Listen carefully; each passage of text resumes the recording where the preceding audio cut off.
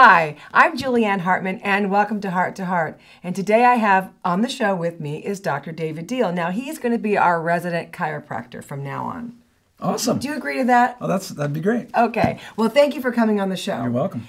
David is just a plethora of information, and he's got some really good information for us today. Today's show is about indigestion. And I'm sure a lot of people feel that after Thanksgiving, which, you know, Thanksgiving just passed, and they're going to feel it again at Christmas because of the holidays and all the parties and everything. So, Right. David, I need you to shed some light here about what indigestion is and how many people do suffer from, let's say, heartburn.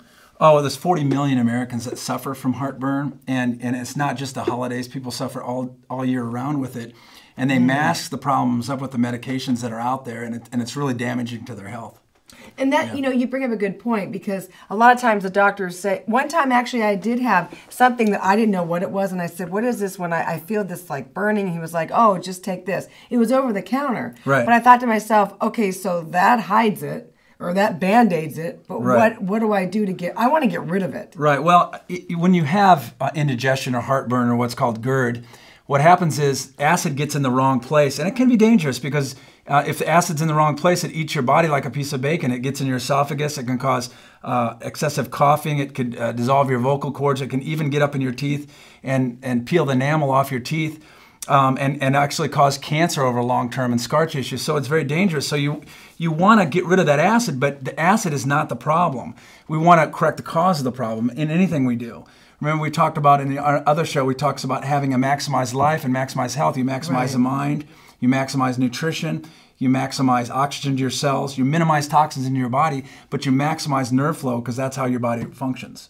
Okay, so you said GERD. What is GERD? GERD, well, the medical term for GERD is gastroesophageal reflux disease. Okay, so it's acid reflux. Acid reflux. Basically. Okay. Exactly, right. All right, now it's not, is it the foods we're eating? Like, what is it? Well, it can be the foods, it can be medications, it can be diet. But again, we want to go back to body function. A lot of people, again, think, oh, I've got too much acid, so I want to get rid of the acid. So there's medications out there that block the cells from producing acid, that neutralize the acid, which can cause constipation and diarrhea. And so the problem is not the acid. Your stomach is lined with special cells that make the acid and can handle the acid. It's when the acid gets out of where it's supposed to be is the problem. And actually the problem with heartburn or acid reflux is not enough acid, believe it or not. Oh, okay. I know that's the opposite of what you learned, but I could totally explain why that. It makes a lot of, if you put your common sense hat on, let's think about that. Food has a quick transit time. When it goes in, the acid's released, and it moves through your body quickly. But what happens if there's not enough acid? The food sits there and then becomes fermented. And when it becomes fermented, it bubbles up and gets places where it's not supposed to be, and then it starts eating your body, and that's what heartburn is. Now, is it the food goes up or the acid? The food brings the diluted acid up with it. I see. Okay. So the acid's diluted, but it's strong enough to actually cause problems with your body. Does that make sense? Yeah, and sometimes I feel, I mean, I've only had this happen maybe 2 or 3 times in my life, but I felt like, ooh, my food feels like it's up here. But is it not? Right. It's just the acid? Well, it brings up the food with the acid. Okay. Because it's all mixed together, remember. So the food ferments and comes up and brings the acid up and starts eating you from the inside out. Okay. So now, how does chiropractic work help somebody with heartburn or acid? I'm glad you asked that question. The body doesn't need any help. It just needs no interference. So what's causing that not to happen? When you eat food, it stimulates the nervous system, and now the acid's being released. Okay. But what happens if that communication is blocked between your stomach and your brain and your brain and your stomach? It can't do that. So what happens is it doesn't release enough acid, the food sits in there longer and becomes, bubbles up and causes the problem. So what we want to do is normalize the nervous system, normalize the acid levels, the food digests, and the problem goes away. Well, that's awesome. Does that make sense? It sounds easier than done, right? I mean, are we talking 1 visit? Are we talking 5 visits? You know, what are we talking about that? Well, again, you can have a misalignment. If you have a misalignment when you're 5 years old, I can probably fix it in 1 or 2 adjustments. But if you have a misalignment when you're 5 and come in when you're 55 and had a subluxation or a misalignment of the spine for 50 years, obviously there's going to be some degeneration involved, and there's going to be some tissue that dies over a period of time. Right. Usually when you get a misalignment of the spine and it blocks that communication, your organs don't shut down overnight. No. Any disease process, whether it's heart disease, cancer, or spinal degeneration, takes time to happen. So you could feel great. You could feel great and have cancer in your body. You could feel great and have heart disease. You could feel great and have a misalignment in your spine, but not know it because only 7% of your nerve fibers are pain fibers. Okay. The other 93%, what do? They control your immune system. It controls your digestion, your hormones, your heart, and all those things. So everything's controlled by your brain. Now we have to add good food, air, clean water into your body so that happens. So there's other things that can cause indigestion by the way you eat as well too. Okay. But you want to make sure that you're producing enough acid to digest that food. Now, do you think though that, because mainly it's stress that causes dis-ease in the body. That's true. Do you think that stress can also inhibit the acid from being made in your body as well? I mean, could that be a contributing factor to having that low acid? Absolutely. What you think creates chemicals that affect your body positively and negative. The scripture today, we're talking about Proverbs 17:22. It says, "A cheerful heart is good medicine, but a crushed spirit dries up the bones." Again, when you think negative thoughts, you produce negative chemicals in your body. When you think happy thoughts, you epinephrine and adrenaline and those happy hormones, we call them. So yeah, it has a lot to do with your healing. The mind, body, and spirit. It's all connected like we talked about before. Right. Yeah. And you know what? I did do a show on toxic thoughts, and you will be seeing that show very soon. And it was about that and what it does to the body when the thought comes into here and how it starts up here and goes down and then creates this dis-ease in the body. That's right. When D.D. Palmer made chiropractic a profession in 1895, he says there's 3 things that shut down the body. 3 T's, he called them. Thoughts, which are stress, traumas, and toxins. So we want to avoid all those things because it shuts down the body.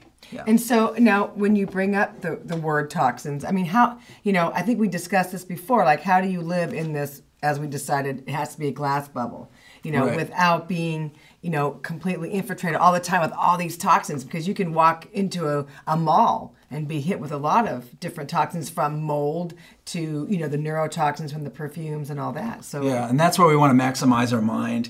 Right. And I'd love to do a show sometime just on toxins, how to avoid a lot of those things and minimize it. I mean, our body's made to get rid of toxins through sweating, through our liver and kidneys to get rid of those toxins, but it can only do that at a certain rate. And so if toxins are going in at a faster rate than going out, then we get sick. Right. So that's one thing. But going back to indigestion, there's a couple things you can do. Remember, we said that it's a lack of acid, not too much acid, and the food not moving through quickly. Okay. So I want to go over a concept with you nutritionally to help people, because this will help people in a lot of ways. Is when you can drink as much water as you want before a meal, or maybe a half hour to 45 minutes after a meal, but the minute you smell food or take a bite of food, your stomach closes. Now your stomach produces about a thimbleful of acid to digest that food. But what happens if you drink a lot of fluids or a lot of liquids with your meal, it dilutes that acid, and now you've got the same problem. Oh, okay. You don't have enough acid to digest the food that you just ate. See, we're thinking we're doing good by drinking all this water during the meal. That's right. One thing you can do is minimize the liquids going in. Just sip water and don't drink any carbonated drinks. Oh my God. Because that'll ferment the food even more. And also you want to eat small meals so you can have enough acid to digest the amount of meal you're eating. That's why people you mentioned Thanksgiving or Christmas dinners, they overeat and your body just doesn't make enough acid to digest all that. So now you've got the indigestion that's coming up. Okay, so what is that? Is there a name for that acid? Because I know that I've seen supplements that actually are like, is it hyaluronic acid? Well, there's a couple different acids you can get. I often recommend a supplement, like when someone comes in with a nerve problem and they're not making enough acid. While that body's trying to heal, we give them digestive enzymes with their meals to increase the acid to break that through, and that usually gets them through until their body can heal and make acid on their own. So that's a good point that you bring up with that as well. So then they would obviously have to talk to their own chiropractor or physician, whoever is. Now, right. These are natural. Let me ask you a question. Yeah. Would a regular doctor, as we say, a Western doctor, suggest that? Or do they just suggest the stuff over the counter that you get at the drugstore? Well, traditional doctors they treat the symptom mainly. They're there to treat them. They have the best emergency care in the world. Right. They're there if you have an emergency, and they can take care of it. But as far as health, they don't really get the nutrition and the natural supplements in their training. Now, they're smart people. They can learn that on their own and be a physician and give you that information. But that's not taught in medical school. It is taught in chiropractic school. Okay, so you're saying that nerve damage can cause this problem. Yes. All right. And so Because I know back, I'm sure that it's still around. I'm not like downing this product, but I know Tums is a big one that everybody chews. Right. Now, I also heard a doctor once say that if you don't get enough calcium with your milk or whatever, your dairy products, to chew Tums. Well, and that would give you... That's a bad source of calcium. Yeah. Yeah, that's calcium carbonate, and you want calcium lactate. So, again, that's... If you just say calcium, there's different types of calcium and it absorbs differently in your body. But what happens is this. Again, if you have heartburn or you think you have too much acid and you take something to neutralize that acid, you're not going to digest the food and now you're going to become malnutrition. You can't convert that food into energy if it's not broken down properly. So let me ask you, take me kind of through the whole stomach chamber and all this. So if you can't break it down, what does it go through you in chunks? That's right. You don't break it down and you don't assimilate it into your body and use it for fuel. Okay, so then it doesn't. So it's going through your body in chunks, and you're not getting the proper nutrition. Right, and just goes right out the other end. Cells aren't getting energized. Exactly. Okay. Exactly. So are there foods that you really kind of want to stay away from though, as you're in this healing process? Like, are there acidic foods? Carbohydrates tend to be, especially your white foods like breads and pastas, and sugar is one thing that you want to avoid because those carbohydrates will ferment and will come up much easier. Okay. Because the carbohydrates are broken down the minute they go in your mouth and in your stomach, and so if those aren't broken down properly, they will come up. Okay. So that is one of the problems that you could have. Yes. Okay. Now I have heard, and I don't know if this is true or not, so maybe you can shed some light on it, that as we get older, that after 40, you start making less acid in your body. Is that, and that's why we have to do the enzymes and all that? Well, that could be partly true because our body starts to shut down as we get older, but does everybody over 40 have heartburn? I don't have heartburn. Do you have heartburn? No, I don't. So, as we get older and we take care of our bodies, they're made to last 100, 120 years. Okay. Is there anything else that can cause this acid reflux or heartburn? Oh, there's several things. One is if you're allergic to certain types of food, you're not going to digest food properly, and it's going to also bring the acid up as well, like celiac disease, where you can't handle gluten, or if you can't break down milk, or you're allergic to milk, or different foods in general, that's going to cause problems as well with the body. Also, if you've taken a lot of medications like antibiotics, it kills all the flora in your whole system, and that's going to be a problem too. So you might want to supplement with probiotics as well too if you've been taking a lot of antibiotics. Okay. Well, I think we're out of time, but that was awesome. Now, as we said, our scripture for today is Proverbs 17:22. If you want to repeat that again. Sure. A cheerful heart is good medicine, but a crushed spirit dries up the bones. And think about it. I mean, don't you feel good when you laugh?